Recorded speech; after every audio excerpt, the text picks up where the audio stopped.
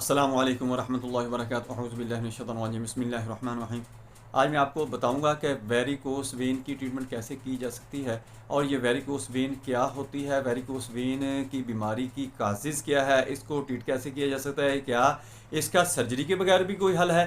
क्योंकि अक्सर डॉक्टर जो है वो इस चीज़ का ही आपको सजेस्ट करेंगे, आपको कहेंगे कि इसका इलाज सिर्फ सर्जरी ही है, ताकि इस वेन को काट कर यहाँ से डिस्कनेक्ट किया जाए, जिस जगह पर यह खून जमा हो जाता है ऊपर नहीं जाता। दोस्तों, विदाउट सर्जरी इसका बेहतरीन इलाज है और बहुत सारे ऐसे मरीज हैं जो मैं आपको ऑन दी रिकॉर्ड दिखा सकता हूँ कि उनका मैंने इलाज किया, अल्हम्दुलिल्लाह अल्लाह ने उनको शफायाब किया।